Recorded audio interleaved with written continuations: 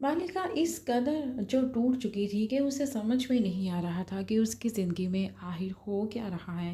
वो समझ ही नहीं सक रही थी कि मैं करूँ तो क्या करूँ, क्योंकि एक ऐसे इंसान के साथ उसका रिश्ता था कि जिस रिश्ते को वो तोड़ना भी नहीं चाहती थी, लेकिन उस इंसान के साथ वो रहना भी नहीं चाहती थी। ये बात वो अच्छी तरह से समझ चुकी थी कि रज़ा जो है वो बीमार है और दिमागी बीमार है, और ऐसे इंसान के साथ ज़िंदगी गुजारना बहुत ज़्यादा मुश्किल होती है। जब ये बात वो अच्छी तरह से समझ आती है तो उसे ऐसा लगता है कि मुझे अब अपनी ज़िंदगी के लिए कोई ना कोई फ़ैसला करना है, क्योंकि मैं अब ऐसी ज़िंदगी नहीं गुजार सकती। कैसे इंसान के साथ मज़ीद ज़िंदगी गुजारने से बेहतर है कि या तो मैं अपने हाथों से अपनी जान ले लूँ। अब यहाँ पे उसकी माँ उसे कहती है कि मैं तुम्हारे आगे हाथ जोड़ती हूँ कि ऐसे फ़ैसले मत करना जो तुम्हारी ज़िंदगी बर्बाद कर दें। साहब बहुत कुछ सहने के बाद अब वो अपनी ज़िंदगी का सबसे बड़ा फ़ैसला लेती है। रज़ा और उसने अपने रिश्ते को बचाने की दोनों ने कोशिश की, लेकिन जहाँ पे ज़्यादा कोशिश की बात करें तो मलिका ने अपने रज़ा की खुशी के खातिर अपने आप को पूरी तरह से बदल दिया।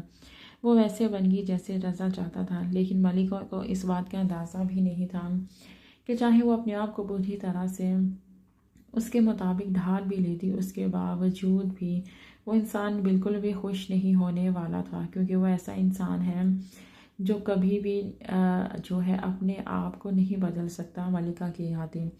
वो बस यही चाहता था कि मलिका अपने आप को उसकी खातिर बदले, और ऐसा नहीं होता, क्योंकि अगर एक इंसान बदलता है तो दूसरे इंसान को भी अपने आप को बदलने की कोशिश करनी चाहिए, तभी तो जो एक शादीशुदा का रिश्ता है वो ही कायम रह सकता। तो मलिका के सारे ख्वाब ऐसा लगता है कि चकनाचूर हो चुके हैं।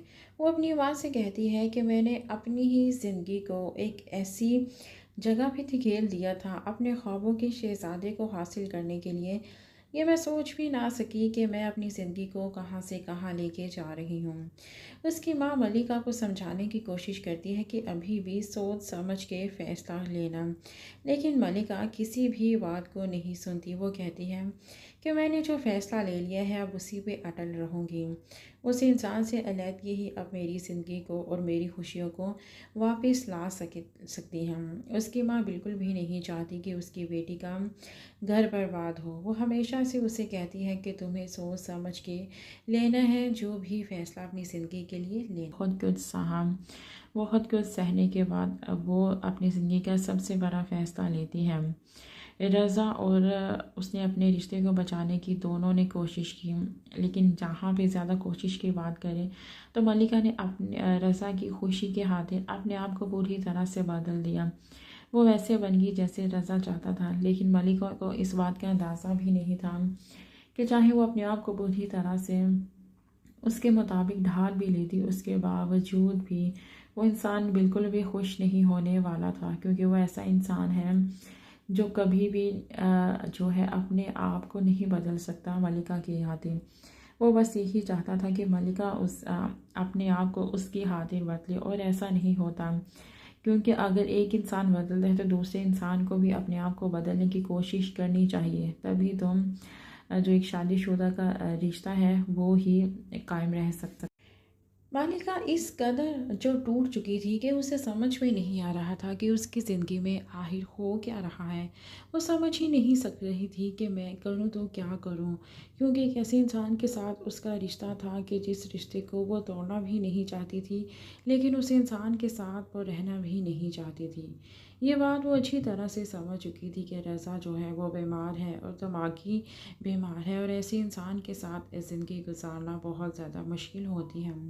जब ये बात वो अच्छी तरह से समझ आती है तो उसे ऐसा लगता है कि मुझे अब अपनी ज़िंदगी के लिए कोई ना कोई फ़ैसला करना है, क्योंकि मैं अब ऐसी ज़िंदगी नहीं गुजार सकती। कैसे इंसान के साथ मज़ीद ज़िंदगी गुजारने से बेहतर है कि या तो मैं अपने हाथों से अपनी जान ले लूँ। अब यहाँ पे उसकी माँ उसे कहती है कि मैं तुम्हारे आगे हाथ जोड़ती हूँ कि ऐसे फ़ैसले मत करना जो तुम्हारी ज़िंदगी बर्बाद कर दें।